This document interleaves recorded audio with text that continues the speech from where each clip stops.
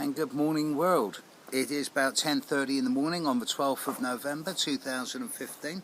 I'm sat outside this little stone cottage in Wales. I'll be leaving in a couple of days, furiously writing my book on Mercury. And it's sunshiny today. It's the first day and the only day where there's going to be sunshine. You can see the mountains of the Llyn Peninsula leading down to Bardsey Island in the background behind me. So I'm writing this book on Mercury.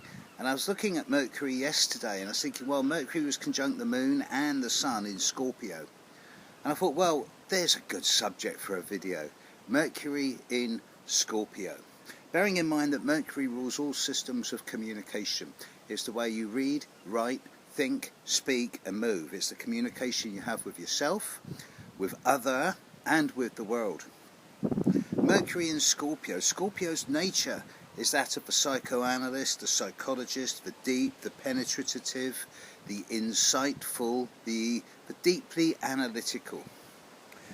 At the thought level, when Mercury works in terms of the communication one has with oneself through thought, intellect, mind, wit, Mercury in Scorpio is a deep thinker.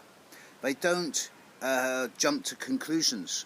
They process things, they analyse things, and they look at all sides of the story, and they also go to the psychological depths and look underneath. And they think about what's being presented to them from a number of different perspectives before they summarise all of their different ideas and feelings, and then they finally pronounce what they think is correct. So you're not going to get spontaneity from Mercury and Scorpio. What you will get is a deep, reflective, considered opinion most of the time, although it can border at times on the not so much phobic or paranoid, but on the reclusive or the person who will sometimes choose to keep their opinions to themselves rather than be out there in the world. When Mercury in Scorpio, when you look at it more in terms of communication with with things like speech and interaction at the social level and the day-by-day level, Mercury in Scorpio does carry archetypal Scorpio tendencies in that it's often got a penetrating glare, a way of looking at people that unnerves people who are lying. No one can lie to a person with Mercury in Scorpio for long, because even if the Scorpio Mercury person isn't aware they're being lied to, the other person who's doing the lying gets so unnerved that they normally run away or else confess, much to the Mercury in Scorpio's person's surprise. Mercury in Scorpio has this ability, it's what I call good bullshit filters. No one can lie to them for long without them knowing about it, at least at the intuitive level. And when it comes to the large-scale social level, as in communication, movement, travelling, socialising, the Mercury and Scorpio individual, they're never going to be the most prominent or forward person at coming out, and they're not going to be the leader.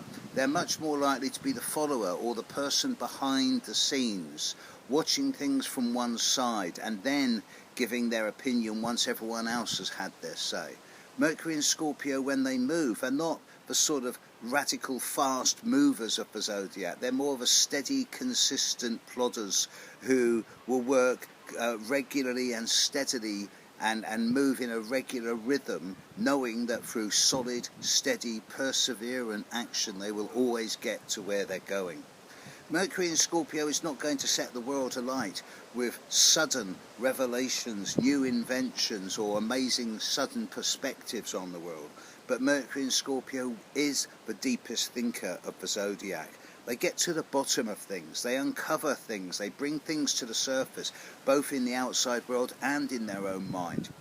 They're the best researchers, the best analysts, the best psychotherapists. They're really good at working out why people behave the way they do. Thing is, they don't always say it. Mercury in Scorpio is the best position in the world for keeping secrets, and sometimes you have to drag words out of them, they're that private.